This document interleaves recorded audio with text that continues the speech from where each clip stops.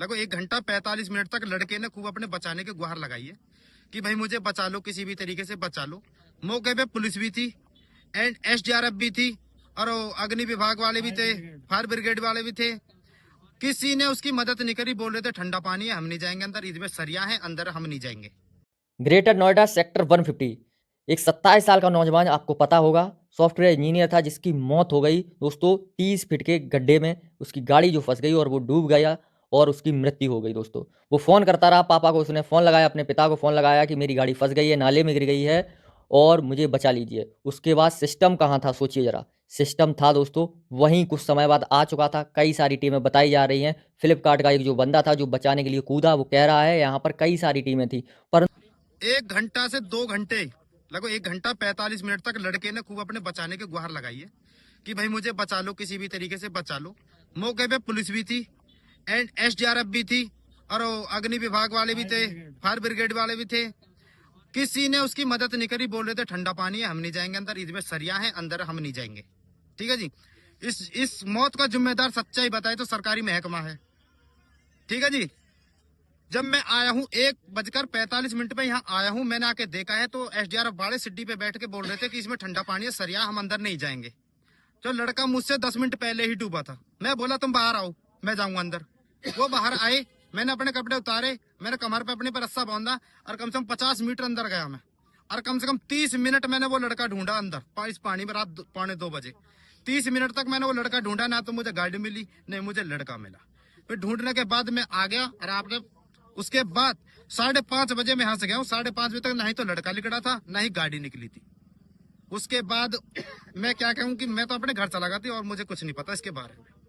परंतु कोई वहां पर बचाने वाला नहीं था, कोई नहीं कूदा, क्योंकि ठंडा पानी था। ठंडे पानी की वजह से उस बंदे को मौत के हवाले छोड़ दिया गया। आप समझिए, सरकारी तंत्रों का है, आम आदमी तो होता ही है मूर्ख, उसके अंदर तो आत्मा है ही नहीं, आत्मा मर ही चुकी थी। परंतु उस बंदे को आप सोचिए, डिलीवरी बॉय था दोस्तों, उसका कोई वो नहीं था, परंतु उसने कुछ भी नहीं सोचा और सीधा गया, बचाने की कोशिश की 1 बज के 45 मिनट पर। और वहां पर जाते ही उसको वो लड़का नहीं मिला, क्योंकि वो डूब चुका था, तब तक उसकी गाड़ी भी डूब चुकी थी। वो बाहर आता है तो उस बंदे से लोग सवाल क्या करते हैं कि भाई साहब अगर आप पहले आ जाते तो शायद ये बच जाता। सोचिए यार, मानसिकता देख रहे हो आप।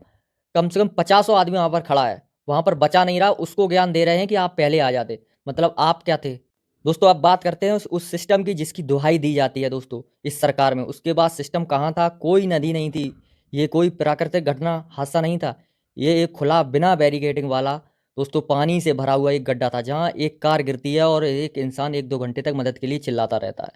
ना बैरिकेडिंग थी, ना रिफ्लेक्टर था, ना चेतावनी का कोई बोर्ड था, और प्रशासन कहता है लो विजिबिलिटी थी, कोहरा था, इस वजह से दोस्तों ये हादसा हो गया। तो रोड सुरक्षित क्यों नहीं थी, सवाल ये है। कंस्ट्रक्शन जो चल रहा था तो रात में सड़क खुली क्यों थी। अगर गड्ढा इतना बड़ा था तो एक भी बैरिकेडिंग क्यों नहीं लगाया गया था, सवाल ये भी है। सोचिए जरा, एक बेटा पानी में फंसा है, पिता मौके पर पहुंचता है, पुलिस आती है, लेकिन जवाब मिलता है हमारे पास नहीं है। ये किस देश की राजधानी के पास का इलाका है, किस बात की स्मार्ट सिटी है, ये संवेदनहीनता है। सिस्टम एनडीआरएफ आती है, फायर डिपार्टमेंट आता है, लेकिन घंटों बाद जब तक पानी का लेवल कम होता है तब तक एक जिंदगी खत्म हो चुकी होती है और फिर होती है एफआईआर दर्ज। बिल्डर्स पर आरोप लगते हैं कि फाइलें चलती हैं, लेकिन सवाल वही है, अगर पहले बैरिकेडिंग होता तो क्या ये मौत होती। नोएडा अथॉरिटी, डिस्ट्रिक्ट एडमिन, और यहाँ पर बात करें दोस्तों डिस्ट्रिक्ट एडमिनिस्ट्रेशन, यूपी गवर्नमेंट, ये हादसा नहीं है, लापरवाही है, मेरी नज़र में सीधी हत्या है। अगर खुले गड्ढे के पीछे की अगर हम बात करें तो एक जिम्मेदार अफसर है, एक साइन की गई कमी है, एक साइन की कमी है, एक चेतावनी की चूक है। आज वो लड़का नहीं रहा, कल कोई और हो सकता है दोस्तों। अगर अब भी जवाबदेही तय नहीं हुई तो ये सिस्टम और ज़्यादा लाशें मांगेगा। ये वीडियो शेयर करिए, ये सवाल पूछिए, क्योंकि अगली आवाज़ कहीं आपकी ना हो दोस्तों। इसलिए वीडियो को शेयर करिए, सपोर्ट करिए, जिससे कि आवाज़ दबनी नहीं चाहिए। नमस्कार।